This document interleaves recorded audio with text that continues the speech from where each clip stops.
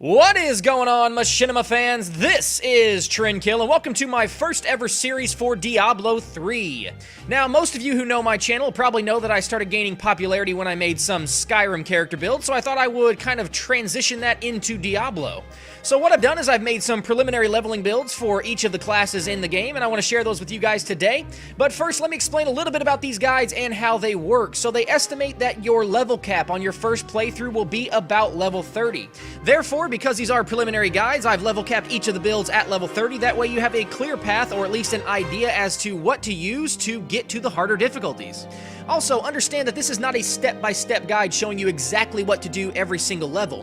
What this is just my suggestion as to where you should be when you get to level 30, what skills and runes that I think you should be using, and you'll notice that some of these skills or abilities that I select are not unlocked until the later levels. That doesn't mean you don't use things before that. That just means when you get to that level where that ability unlocks it, you should probably switch whatever you're using to get to that ability. And lastly, as I say on all of my other character builds, these are not the end-all be-all guides for how to level your Diablo 3 characters. These are just my suggestions and probably what I will do when I start playing that character. Alright, so now that we got all that crap out of the way, let's actually do what we came here to do and take a look at my preliminary Barbarian leveling build. And the first thing you're going to notice is that I do not have two of any one type of ability, meaning that I've got one primary, one secondary, one defensive, might, tactics, and rage ability. And I've done that kind of to keep this as generic and widespread as possible, while still allowing you guys to kind of see all the Barbarian has to offer.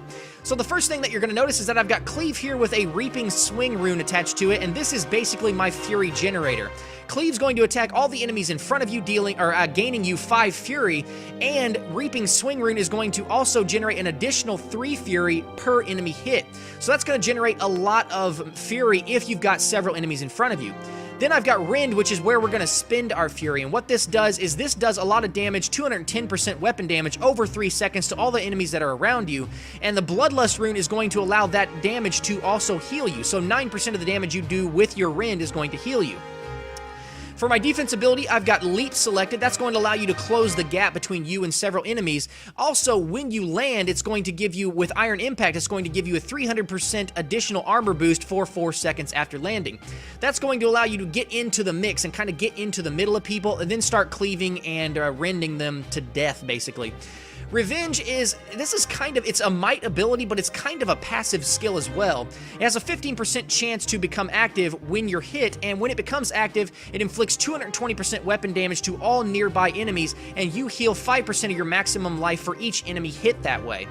Vengeance's Mine rune is also going to gain you 5 Fury and heal for 8% of your maximum life for each enemy hit. So basically, your Vengeance's Mine is just going to allow you to continually regenerate your Fury, which is kind of a neat little combo there, if you will. For the tactics ability, I guess you'd say, I've added Weapon Throw. That's going to obviously allow you to spend your Fury, but it's also going to give you a little bit of range, and with Ricochet, it's going to allow you to hit multiple targets with it. So you can kind of see what I'm trying to do with this build is I'm trying to allow you to, each of your attacks is going to allow you to deal damage to multiple enemies. Then with the Rage ability, this is going to cost 50 Fury, and it's got a 120-second cooldown on it, but this is your big-ass AoE type ability here. It deals 2,000% weapon damage as fire over 8 seconds to all enemies within 18 yards, and with Chilling Earth, basically it turns that fire damage into cold damage and slows the movement of the enemies by 80%, I'm sorry.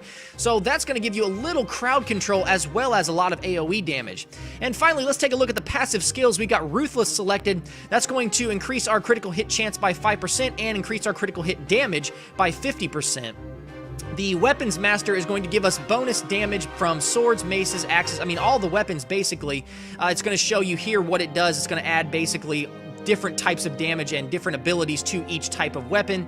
And then Berserker Rage, you inflict an additional 25% damage while at maximum Fury.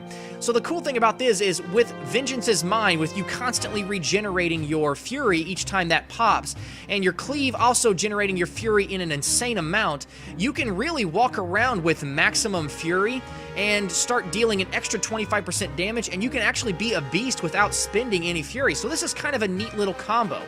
But that's about it, guys. This is how I plan to play my Barbarian. Hopefully you guys don't have too many questions.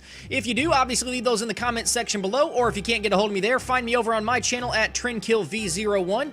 If you get over there and you like what you see, obviously subscribe to me. I would greatly appreciate it. And until next time, guys, I'm going to go ahead and get out of here. Thanks for stopping by and hanging out with me, and we'll see you later.